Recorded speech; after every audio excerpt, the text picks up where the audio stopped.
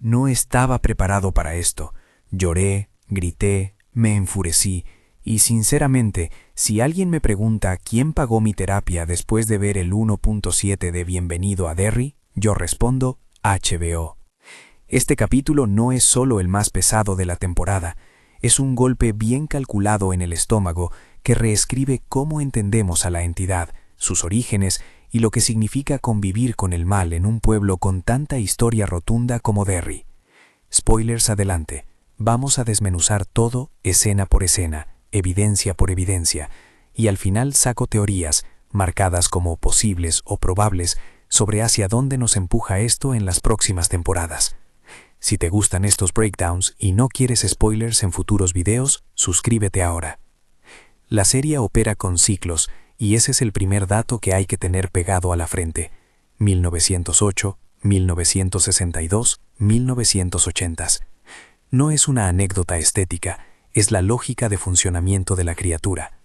Cada ciclo en Derry acarrea un despertar, una cosecha, un cierre forzado con sangre y rituales que vuelven a sellar, temporalmente, la herida en la comunidad. El 1.7 nos devuelve a 1908 para mostrarnos algo que hasta ahora solo intuíamos. La entidad no nace como un payaso perfecto, experimenta, prueba, falla, mide reacciones y aprende qué forma maximiza su alimento, los niños, y más perturbador aún, cómo la violencia estructural del pueblo la alimenta también. Empecemos por 1908, porque ahí se entiende el corazón frío del experimento. Vemos a la entidad adoptar la forma de una niña, aproximarse a una familia circunsense, y no es casualidad que la familia esté en la periferia social, gente itinerante, vulnerable, fácil de ignorar por la ciudad establecida. La criatura se prueba en esa forma infantil y recolecta información. El acercamiento más efectivo no siempre es el espectáculo, eso vendrá después con el payaso, sino la empatía fingida de la inocencia. Ahí hay dos ideas clave. 1. La entidad aprende. 2. Su elección de imagen responde a lo que maximiza el miedo y el acceso. ¿Por qué antes niño que payaso? Porque la historia del miedo empieza por lo que uno confía. Un adulto puede sospechar. Un niño despierta compasión. Alguien que protege a los suyos baja la guardia ante otra criatura pequeña. La escena de 1908 funciona como una lección fría. La entidad no es solo un depredador, es una inteligencia que modela comportamiento traumático y social. Eso explica por qué en 1962 la criatura ya ha descubierto variaciones, la capacidad de alternar entre formas infantiles y figuras más grotescas, el payaso incluido, no es azar estético, es evolución. Llegamos entonces a 1962 y al Black Spot, un plano secuencia brutal que no solo muestra violencia, sino que la documenta de modo que nos obliga a mirarla en directo. Técnicamente, el plano continuo crea una sensación de inevitabilidad. No hay cortes que nos permitan exhalar. La cámara nos acompaña como un testigo impotente. Eso intensifica la confrontación entre miedo individual y violencia estructural.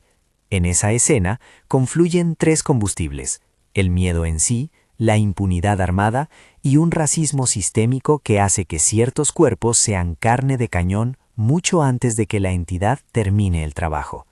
No es un accidente narrativo.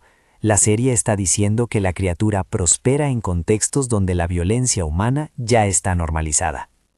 Desglosemos momentos clave del Black Spot. Primero, los disparos. La presencia de armas no solo acelera la muerte física, arma la atmósfera para que la entidad se alimente con la respuesta colectiva. El pánico colectivo, las decisiones precipitadas, el fuego cruzado, todo eso produce un ruido emocional que la entidad aprovecha. Segundo, las víctimas. La escena no puede leerse sin reconocer la selección de cuerpos. Quiénes son marginados, quiénes son señalados. Esa selección no la crea la serie desde la nada. Es el reflejo de una Derry racista y estratificada. Tercero, la violencia se vuelve simbiótica. Por un lado, humanos que ejercen violencia. Por otro, la entidad que convierte esa violencia en alimento literal. Es una radiografía. El terror no es solo sobrenatural, es intrincado con la maldad humana que ya existía. Si vamos al detalle técnico, el plano secuencia trabaja en niveles. Hay un montaje interno dentro del plano. la atención del encuadre se transfiere entre personajes como si la cámara fuera la propia entidad, buscando víctimas, midiendo el pánico. Esa elección estilística hace que, como espectadores, compartamos la lectura de la criatura. Vemos cómo funciona su lógica de selección. Además, el no cortar permite que el horror se vaya acumulando. Cada segundo añade una gota de tensión, y la suma de gotas es un vaso que se desborda. Resultado: un impacto emocional que remata al espectador y que sirve narrativamente para cerrar un ciclo y sembrar semillas para el siguiente. Ahora miremos a los personajes uno por uno, porque el episodio no solo es espectáculo, es trauma íntimo y construcción de arcos. Will. Will está en el epicentro emocional del episodio. Su interacción con la criatura, su exposición potencial a ser arrastrado, literal o metafóricamente, abre un puente directo con lo que vimos en las películas y en los libros, la infancia como espacio vulnerable y también como vector de conexión entre ciclos. Hay una escena concreta, la que muchos han señalado como puente con la CS/Beverly, donde la puesta en escena sugiere que Will no es solo testigo pasivo, él queda marcado. ¿Qué significa eso narrativamente? Probablemente que Will tiene un arco que no se cierra en este episodio. Tal vez será rescatado físicamente, sí, pero el trauma que la entidad le deja podría convertirlo en una pieza clave para el conflicto final. Recordatorio, sobreviviente, posible conducto emocional hacia la memoria del pueblo. Importante. No digo que esté muerto ni que se convierta en algo concreto. Digo que su implicación con la criatura lo coloca como catalizador. Lily. La representación de Lily como consumida por un pilar es de las imágenes más perturbadoras. El pilar acá funciona casi como una marca de posesión. Quien es alcanzado por él pierde algo esencial, se reconfigura. Esto establece un paralelismo con Beverly, que es intencional. Ambas mujeres son representadas en tensión con roles familiares, expectativas y violencia íntima. La diferencia es que Lily aparece consumida en un proceso que parece más rápido y más ritualizado. ¿Qué implica esto para su destino? Parece sugerir que la entidad no solo necesita morder, a veces usa estructuras, los pilares, para apropiarse de sujetos clave en la comunidad y convertirlos en portales o símbolos del mal. Pero ojo, no podemos afirmar que toda persona tocada por un pilar esté definitivamente perdida. La serie muestra variaciones y deja ambigüedad. Dick. Dick se posiciona como alguien capaz de ver lo que los demás no ven, una sensibilidad que no es exotismo, es herencia de trauma y de intuición. Es una figura que hace función de medium local. Su capacidad de ver espíritus y patrones puede permitirle conectar información que otros no captan. En términos narrativos, personajes como Dick son esenciales, porque traducen el horror al lenguaje político y social. No solo vi algo raro, sino esto forma parte de un ciclo y hay que actuar sobre la comunidad. Es probable que Dick sea la llave interpretativa para los demás. Sin embargo, la serie también lo pone en riesgo. Las personas que ven lo invisible suelen pagar con incredulidad pública. Leroy. El quiebre moral de Leroy es de lo más humano y más cruel del episodio. Un hombre en conflicto con su deber, su orgullo militar y la presión social. Cuando un personaje con acceso a la violencia institucional usa esa violencia sin suficiente cuestionamiento, el resultado es una catástrofe. Leroy ejemplifica cómo la estructura del poder en Derry, militares, policías, hombres con uniformes, funcionó históricamente como colaboradora, consciente o no, de la expansión de la criatura. Leroy no es un simple villano, es un microcosmos del fallo moral que facilita la cosecha. Hank y Charlotte. Aquí hay secretos y complicidad. Los personajes con acceso a información o capacidad de ocultarla terminan siendo piezas clave en el tejido de la culpabilidad comunitaria. Charlotte, con su reserva institucional, y Hank, con su pragmatismo, producen una atmósfera donde la verdad se esconde detrás de expedientes y miradas cómplices. Estos personajes funcionan como recordatorio de que la maldad sobrenatural no explica todo. A menudo hay manos humanas que mantienen la maquinaria. Señora K. La ambigüedad de la señora K, entre locura y evidencia, es preciosa narrativamente. La figura que todos desestiman y que tiene fragmentos de verdad puede ser el puente entre la memoria colectiva y el acceso a lo sobrenatural. Narrativamente, la señora K cumple la función del oráculo minusvalorado. Quien escucha puede obtener pistas, pero el precio es la incredulidad social. Volvamos al símbolo recurrente, los pilares. En este episodio, los pilares funcionan como dispositivos de posesión, pero también como símbolos comunitarios. no son solo artefactos, son nociones encarnadas de poder que el pueblo utiliza o que la criatura toma para sí. Desde la lectura mítica, los pilares pueden representar puntos de anclaje entre el mundo humano y lo ancestral, recordándonos que Derry no es neutral, es un paisaje con huellas de una historia violenta. Los pueblos originarios aparecen aquí como presencia ancestral, pero con límites. La serie muestra su participación como una fuerza espiritual que intenta contener, no como un recurso mágico al servicio de la trama. Es crucial respetar esa distancia. La presencia indígena no puede instrumentalizarse en teorías sin evidencia. Lo que la serie sugiere, con respeto, es que existen memorias colectivas previas a la colonización, que la entidad cruza, y que en ocasiones, esas memorias actúan como contención. No convierte a los pueblos originarios en solución mágica, los muestra como parte de la historia traumática del territorio. Hablemos de la forma. Niño, payaso. La entidad experimenta con las respuestas humanas. La secuencia de 1908 mostró que la forma infantil fue instrumental para aprender qué desencadena compasión y confianza. El payaso, en cambio, es la forma que maximiza el espectáculo y la visibilidad. Más que un disfraz, es una estrategia de marketing del horror. Es probable que la elección del payaso, en la historia más amplia de It, sea una adaptación táctico-emocional. El payaso atrae tanto a niños como a adultos a través de dos vías distintas, la curiosidad y la subversión de lo familiar. Esa transición no es lineal, la criatura cambia según contexto. En un circo, un niño funciona mejor. En una ciudad con ferias y expectativas públicas, el payaso reina. Ahora, teorías claras y bien sustentadas. Voy a marcar cada una como probable, posible o especulativa y explicar la evidencia que la sostiene. Teoría 1. Probable. El pilar actúa como herramienta de posesión y también como cerradura ritual que la entidad usa para marcar a personas clave. Evidencia. La escena de Lily consumida por el pilar, la manera ritualizada de la cámara y los efectos visuales que asocian el pilar con un cambio ontológico. ¿Por qué probable?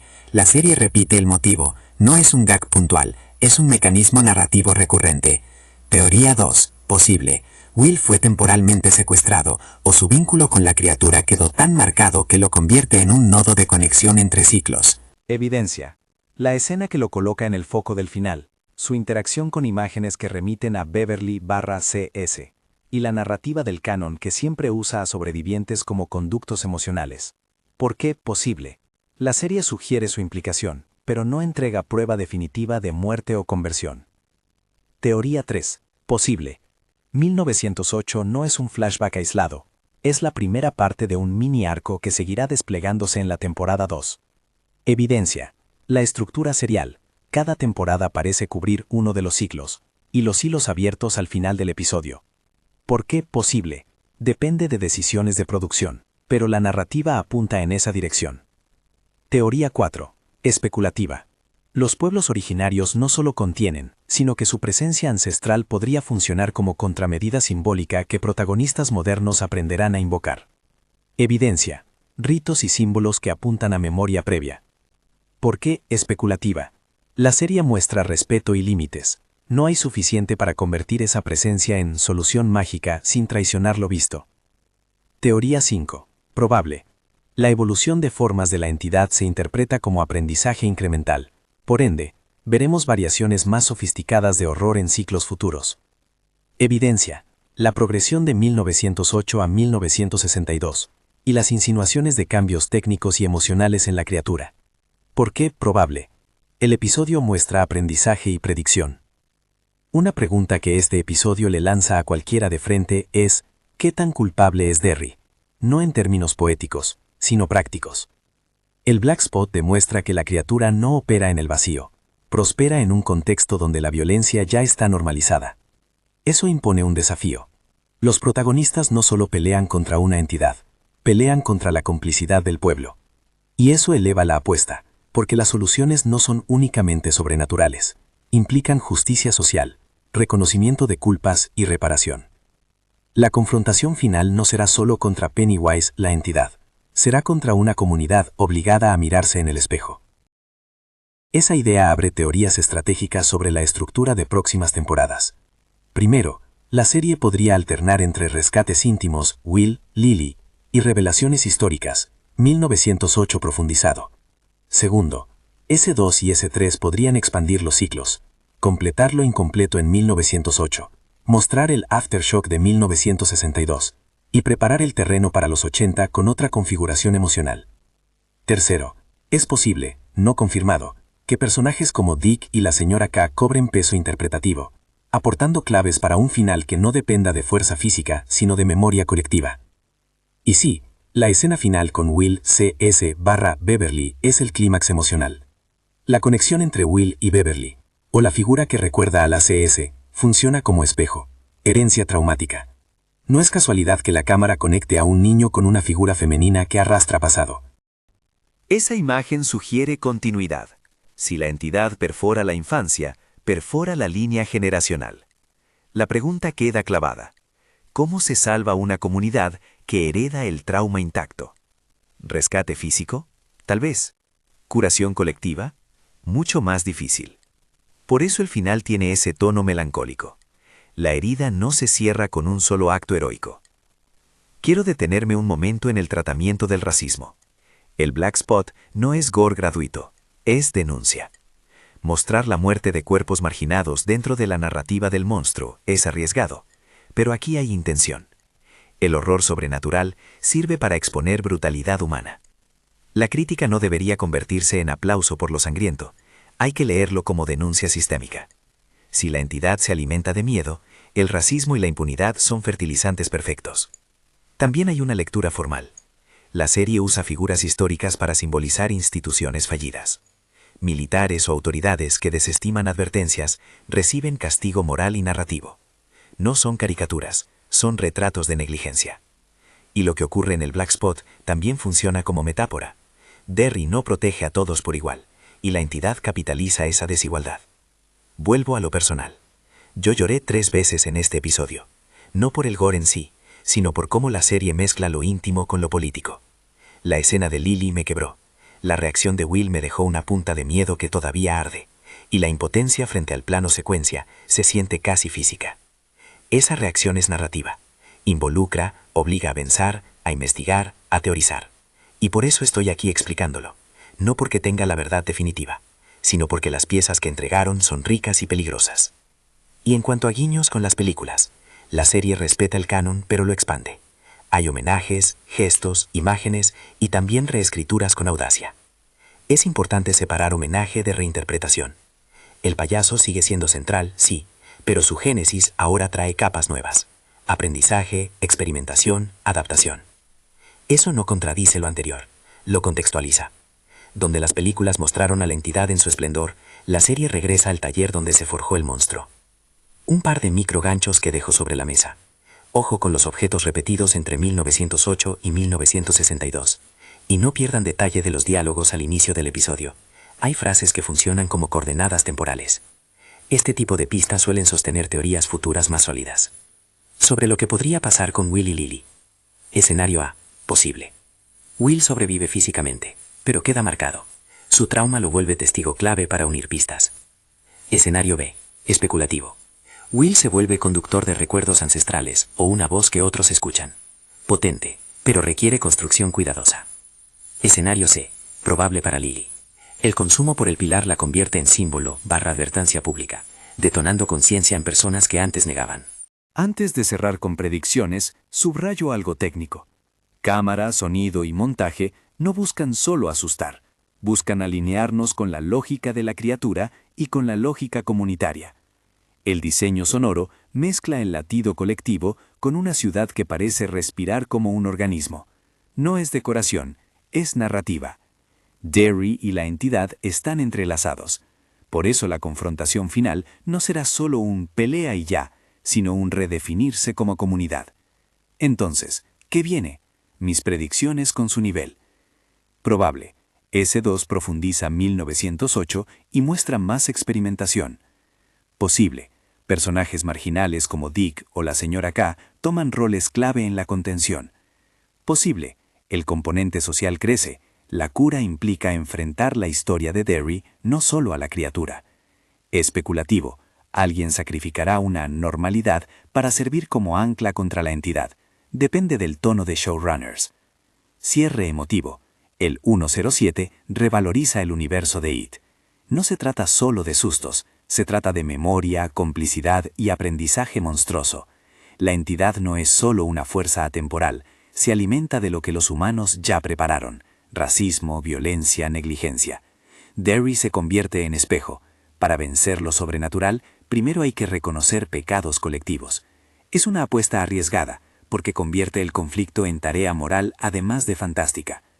Y ahora, para debatir en comentarios, ¿Will volverá como testigo vivo que une piezas o su destino será otro motor dramático? Y más directo, ¿quién será más determinante para frenar a la entidad? ¿Alguien con poder institucional o alguien marginal como Dick? Déjenmelo abajo. Quiero leer teorías, porque muchas de las mejores nacen del intercambio. Para cerrar, este episodio dejó heridas y pistas. Mostró que Pennywise, la entidad, aprende que los pilares no son decorado, que el racismo y la violencia comunitaria son combustible, y que los arcos de Will y Lily ya quedaron marcados para algo mayor. Yo me quedo con una mezcla de angustia y admiración. Angustia por lo que vi, admiración por cómo la serie articula lo social con lo sobrenatural. Esto apenas es el primer acto del rompecabezas. Si te gustó este breakdown y quieres que en el próximo video profundice en 1908 o haga un timeline visual de los ciclos, dale like, compártelo con alguien que haya quedado traumatizado con el Black Spot y suscríbete para no perderte las teorías que vienen. Nos vemos en el siguiente video. Vamos a llevar las teorías al límite, pero siempre marcadas como teorías. Gracias por quedarte hasta acá.